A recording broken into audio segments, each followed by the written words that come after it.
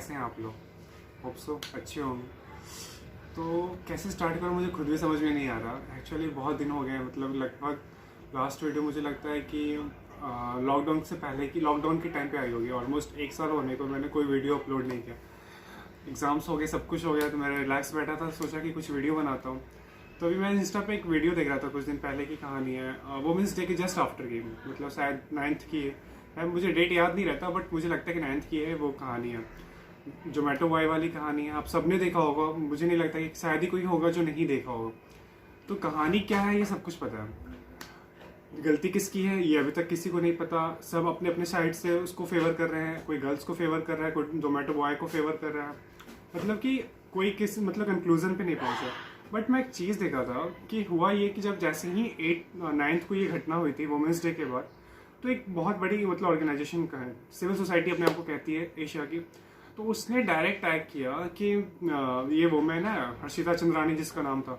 उसके बाद just after women's day के इसके साथ ये घटना हो गई।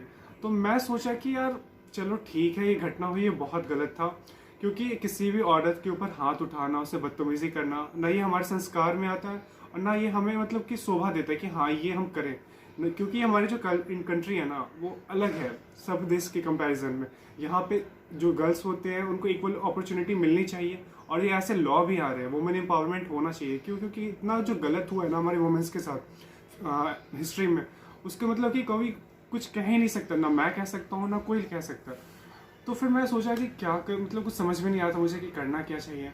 तो मैं वेट कर रहा था, मुझे भी लग रहा था स्टार्टिंग में कि हाँ यार वो हो सकता है कि वो सही में जोमेटो बॉय ने गलत किया होगा उस लड़की के साथ, क्योंकि लेकिन बेसिकली फिर मुझे एक दिमाग में हमेशा आती थी कि क्योंकि हम जैसे आप डिलीवर ऑर्डर मंगवाते होगे जोमेटो से या स्विगी से या किसी भी ऑनलाइन प्लेटफॉर्म से, तो वो लोग एक चीज़ बोलते हैं हमेशा, मैं ऑब्जर्व किया हूँ, मुझे पता नहीं आपने ऑब्जर्व किया है कि नहीं।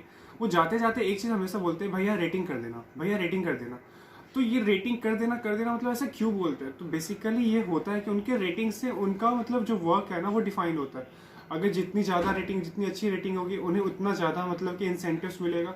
और मैं एक बार पूछ रहा था तो उन्होंने बोला कि रेटिंग के बदौलत उन्हें कई बार तो एक्स्ट्रा पैसे भी मिलते हैं। तो बंदा जो होता है ना वो रेटिंग के लिए मरता है, जोमेटो बॉय या स्विगी बॉय या फिर कोई भी ऑनलाइन प्लेटफॉर्म हो, डोमिनोज हो या किसी का भी हो। तो मुझे ये बात हमेशा खटक रही थी कि यार ये बंदा शायद नहीं करेगा, बट मुझे लगा कि यार नहीं, कोई वुमेन इतना बड़ा एलिगेशन क्यों लगाएगी किसी के ऊपर। तो मैं यही सोच रहा था, अचानक फिर कुछ दिन के बाद क्या हुआ कि उसका जोमेटो बॉय जो था अरेस्ट हो गया, सब कुछ कहानी तो आपको पता होगा, अरेस्ट हो गया, फिर उसके बाद बेल मिली उसे, उसका वीडियो आया। तो उसकी जो बातें थी ना वो मुझे खटक रही थी, मतलब कि ऐसा कैसे हो सकता है कि हाँ सही बात, लेकिन मुझे फिर एक बार फिर से लग रहा था कि नहीं यार वो वुमेन जो है ना वो सही है, वो गलत नहीं हो सकती, क्योंकि हमारे यहाँ माइंडसेट है, हमारा ये मेंटालिटी है कि वुमेन्स के साथ ही गलत होता है। बट फिर एक कुछ दिन के बाद एक और रिसेंट जजमेंट आया हमारा, इलाहाबाद हाई कोर्ट से आया था।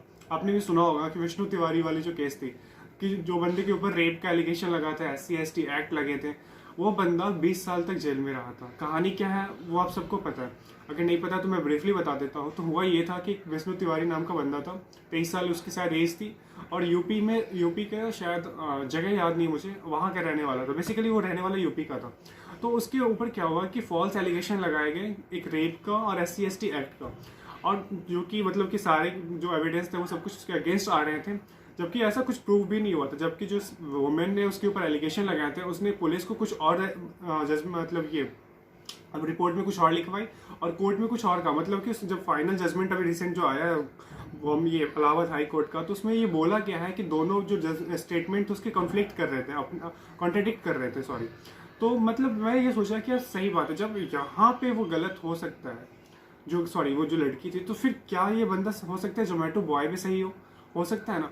बट क्या कहानी था ये तो अभी भी हमें नहीं पता। लेकिन मैं ये बस बोलना चाहता हूँ ना फ्रेंड, कि जो भी है ना वो गलत है। मतलब कि हमें किसी पे कंक्लूड नहीं आना चाहिए, किसी कंक्लूजन पे मैं नहीं जल्दी आ जानी चाहिए कि हाँ वुमेन के साथ गलत हुआ।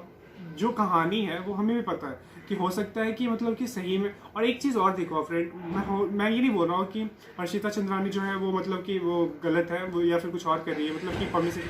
बट एक चीज़ देखो ना, मैं ऑब्जर्व कर रहा हूँ उसका इंस्टा को, 3 दिन के अंदर उसके 30K फॉलोअर्स बढ़ गए। मतलब मुझे सच में समझ में नहीं आता कि ये सच में पब्लिसिटी स्टंट के लिए था। लेकिन अगर कोई पब्लिसिटी स्टंट के लिए इतना कोई गिर सकता है क्या? मतलब कि किसी के ऊपर इतना गंदा आरोप। सोचो वो बंदा एक लौता कमाने वाला, उसके फादर नहीं है, उसकी माँ डायबिटीज़ पेशेंट है, और सोचो उसके बाद भी मतलब कि मुझे सच में यार कि कोई इतना कैसे हो सकता है। बट वही है कि कुछ लोग ये वीडियो देखने के बाद कहेंगे मुझे एंटी फेमिनिस्ट, मैं वुमेन के अगेंस्ट जा रहा हूँ। बट एक बार तो सोचो यार कि हो सकता है उस बंदे में भी कोई गलत नहीं होगा, हो सकता है वो बंदा भी सही हो। भले ही जो भी सेलिब्रिटीज हमारी कह रही हैं कि हाँ वो सही है, बंदा सही है, मैं किसी कंक्लूजन पे नहीं पहुंच रहा। मैं ये नहीं बोल रहा कि वो बंदा हो सकता सही है, बट मैं ये बोल रहा हूँ ना कि वो बंदा गलत भी नहीं हो सकता। वो बंदा सही है और वो बंदा गलत भी नहीं हो सकता, दोनों में डिफरेंस है। मैं बस ये बोल रहा हूँ वो बंदा गलत नहीं हो सकता। आगे पता नहीं, वो तो पुलिस इन्वेस्टिगेशन आएगी, उसके बाद ही पता चल पाएगा कि वो क्या सही है क्या गलत है।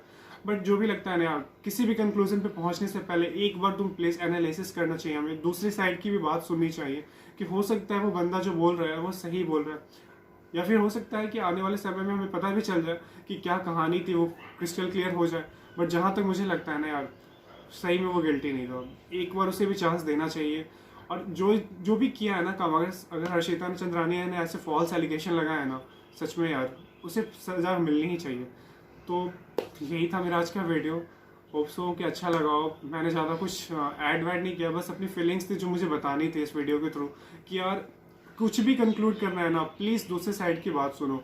मैं उस मतलब कि ऑर्गेनाइजेशन के बारे में जब सोचता हूँ ना कि यार उतनी बड़ी ऑर्गेनाइजेशन, उतनी बड़ी सिविल सोसाइटी है, उसके बाद उसने डायरेक्ट वुमेन का फेवर लिया बिना कोई बात जाने, तो ये गलत है यार। एटलीस्ट सामने वाले का बात सुनो। हो सकता है वो जोमेटो बॉय सही हो, अभी तक तो कुछ प्रूव नहीं हो पाया है, बट ये तो पुलिस की इन्वेस्टिगेशन है। बट मैं ये हमेशा बोलता हूँ यार कि किसी भी साइड को मतलब जज करना है ना, एटलीस्ट सामने वाले दूसरी साइड को जरूर सुनने की कोशिश करो।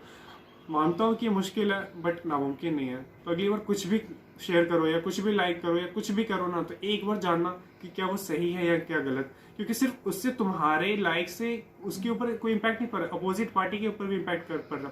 सोचो आज जो वो वुमेन्स के अगेंस्ट, वुमेन्स के साथ है, तो कल को वो बंदा सोचो क्या जोमेटो उसको रखेगा कि नहीं रखेगा, वो तो बात की बात है। लेकिन पता नहीं, अब मुझे लगता है कि जो भी था वो गलत था।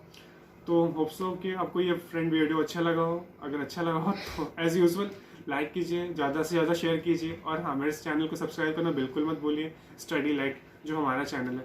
Thank you. जहाँ खुश रहें, औरों को खुश रखें, अपने माँ बाप को इज्जत करें, और हाँ औरतों की इज्जत करें। जैसा हो रहा है ना वो बिल्कुल गलत है। Thank you.